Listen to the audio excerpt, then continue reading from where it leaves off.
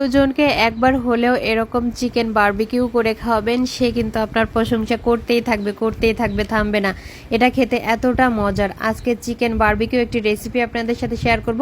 চলুন তাহলে রেসিপিটি শিখে নেই। আমি একটা ব্রয়লার মুরগি নিয়েছি, আর এই তো মুরগিটাকে আমি 4 পিস করে কেটে নিয়েছি। আর এইভাবে একটু পিসগুলোকে সুন্দর মতো কেটে দিয়েছি, যাতে মশলাগুলো খুব সুন্দরভাবে মাংসের ভিতরে ঢুকে যায়। আর ধুয়ে ভালো করে পানি ঝরিয়ে পরিষ্কার করে নিয়েছি। এখানে আমি মশলা দিয়ে দিচ্ছি আদা বাটা 1 চামচ, রসুন বাটা 1 চামচ, আর পেঁয়াজ বাটা দিয়েছি 1/2 চামচ। স্বাদ মতো দিয়ে দিলাম লবণ। পেঁয়াজ বাটাটা অবশ্যই একটু কমিয়ে দিবেন। আর এখানে দিয়েছি জিরা গুঁড়া আর গরম মশলা গুঁড়া দিয়েছি, লাল মরিচের গুঁড়া দিয়েছি 1 চা চামচের মতো।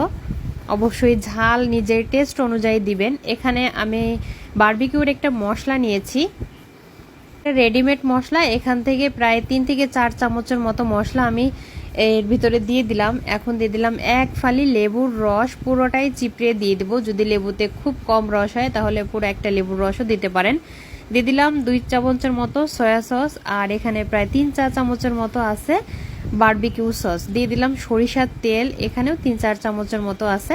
তো সবকিছু একসাথে এখন একটু ভালো করে মিশিয়ে নিতে হবে। তার মধ্যে আমি এখানে হলুদ দিইনি, তাই 1 চা চামচের মতো হলুদ ব্যবহার করেছি। তো এখন সব কিছু ভালো করে একটু মাখাতে হবে, একটু সময় নিয়ে মাখাতে হবে, কারণ এই মশলাটা যদি আপনি চিকেনের ভিতরে দিতে পারেন তাহলে কিন্তু খাওয়ার সময় ফ্লেভারটা অনেক সুন্দর আসবে, আর খেতেও অনেক মজা হবে, আর মাংসটা অনেক জুসি হয়ে যাবে। তো ভালো করে মাখানো শেষ, দেখতে পাচ্ছেন আমি সুন্দর করে মাখিয়ে নিয়েছি প্রায় 15 মিনিটের মতো। তো এটাকে আমি এখন রেস্টে রেখে দেবো কমপক্ষে 3 থেকে 4 ঘন্টা। আপনারা চাইলে কিন্তু ওভারনাইটও ফ্রিজে রেখে দিতে পারেন। তো আমি 3 থেকে 4 ঘন্টা ফ্রিজে রেখে দিয়েছিলাম। তারপরে এই তো কিছুটা কয়লা আমি ধরে নিয়েছি চুলা থেকে, তারপরে এরকম যে এই একটা স্ট্যান্ডের পরে আমি দিয়ে দিলাম। আপনারা চাইলে কিন্তু এই বারবিকিউটা চুলাতেও করতে পারেন, কড়াই দিয়ে তার উপরেও করে নিতে পারেন, কোনো সমস্যা নেই, কিন্তু একই রকম আসবে। তো এই যে স্ট্যান্ডের ভিতরে দিয়ে আমি একটু আটকে দিয়েছি। এভাবে দিলে হয় কি যে উল্টাতে পাল্টাতে অনেক সুবিধা হয়। আর এখন যখন একটা সাইড হয়ে আসবে তারপর আমি একটু এটাকে উল্টিয়ে দিব অপর পাশ। তো এভাবে করে যতবার আমি উল্টিয়ে পাল্টিয়ে দিব ততবার কিন্তু আমি একটা সস ব্যবহার করব।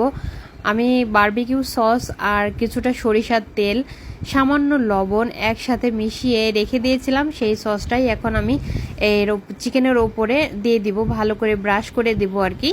যতবার এটাকে উল্টাবেন ততবারই কিন্তু এটাকে ব্রাশ করে দিতে হবে, তাহলে কিন্তু মাংসটা অনেক জুসি হবে আর খেতেও অনেক ভালো লাগবে। এভাবে করে কয়েকবার উল্টিয়ে পাল্টিয়ে আমি ব্রাশ করে দিয়েছি এই সসটা।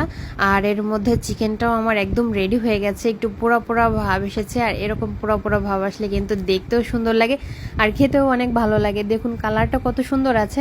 আর এই যে মশলাগুলো যে এক্সট্রা মশলা থাকে ওটা আমি আলাদা কড়াইতে একটু তেল দিয়ে ভালো করে একটু ভুনা করে নিয়েছি, যাতে পরোটা দিয়ে খাওয়া যায়।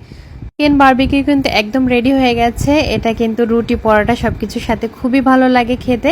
এই যে দেখুন কি সুন্দর সিদ্ধ হয়েছে। তো রেসিপিটি ভালো লাগলে অবশ্যই লাইক কমেন্ট শেয়ার করবেন। আল্লাহ হাফেজ।